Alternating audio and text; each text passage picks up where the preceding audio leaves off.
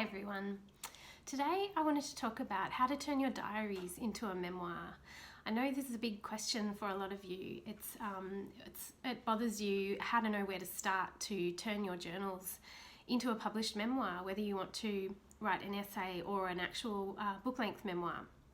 So I'm going to give you 3 strategies today. At the end of the video, you'll know where to begin to turn your diaries into a memoir.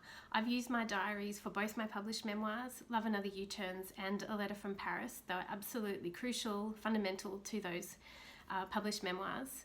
And I'll show you exactly how you can do this too. So I'm going to give you 3 steps, and make sure you have your pen and paper handy, because at the end of the video, you'll know where to begin. So the first step you need to do is to find your point of transformation. So this is the universal theme that is going to be the story of your memoir. Memoir is by definition a collection of memories, but for it to be a book or even an essay that people read, it has to follow the conventions of story. So you need to find your moment of transformation, or your story of transformation.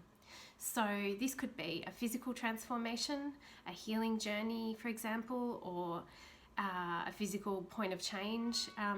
You could even be going through the process of the transformation right now.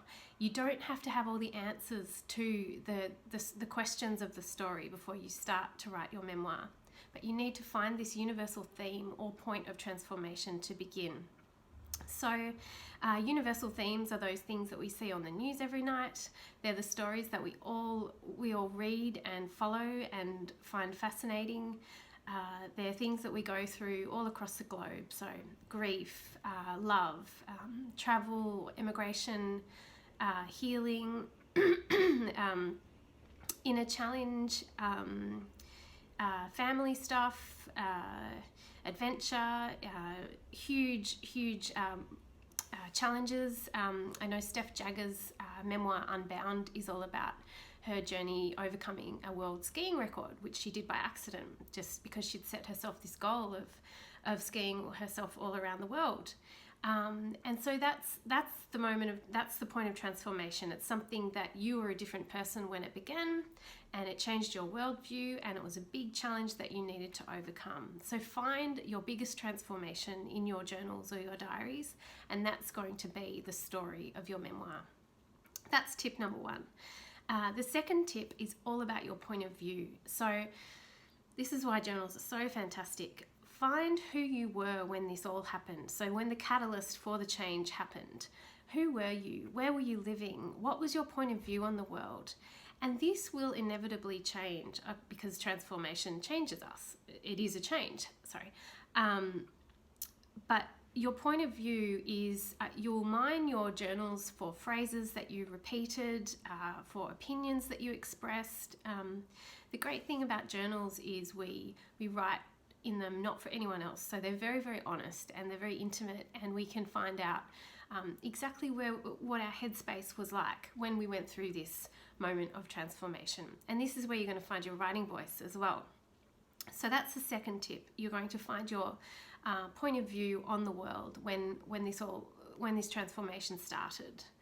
And you're going to use that to start that's going to be the starting place for your memoir. That's where the story starts. I think a lot of people really struggle to know where to begin their memoir, particularly with a book-length memoir. Where does the story start? The story starts at the moment of change, but the moment of change comes after normality. So have a look at who you were before this change happened, and look at phrases and opinions and expressions that you used for sort of to take you back into that headspace. The third step that you need to take to turn your diaries into a memoir, and this is the most fun, and this is what I really love doing, and I'll show you what I've done, is you're going to go back through your memoir for through your diaries for crucial times during the journey that you're describing in your memoir, for those little details, and they're really going to set the scene. You can use them for writing prompts, you can use them to start your chapters. Some of those details, I mean, truth is just stranger than fiction, and this is why I think you definitely need to be keeping a journal while you go through any process that you're hoping to turn into a published piece. I used my journals, I'll show you one of them, when I was going through the process of transformation that became a letter from Paris. And this is one of my journals, for example, but you can see how it's all tabbed. So I use little details and little pieces of dialogue because true stories need dialogue to hook the reader in and to really pull them into a scene. For some of the stuff that happened at the State Library Victoria when I was doing my research into my father's life.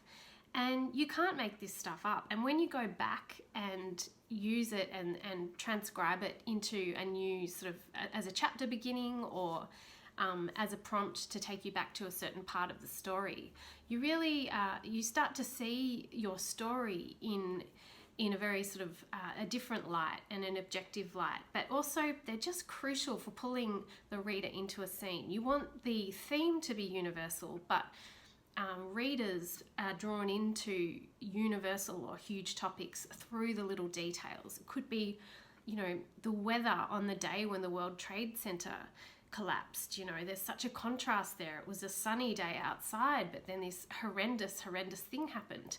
And conflict really makes a story. So even those little, if you've written in your diary during a crucial moment of conflict during your transformation, you can find some really good little parts in there that you can use to prompt a chapter or a scene, or even just your first draft, which is going to be your draft of just getting the whole thing out, which doesn't have to be perfect. So this is why I think journaling is absolutely fundamental if you want to write a memoir. I've put together a 30-day journaling course. It's on my website. By the end of 30 days, you'll have a daily practice. If you just want some writing tips, I've got those on my website too. It's louisadc.com. I hope this has been helpful, and I hope it gets you started with writing your memoir. Comment below if this has been helpful, and I'll have another tip for you soon.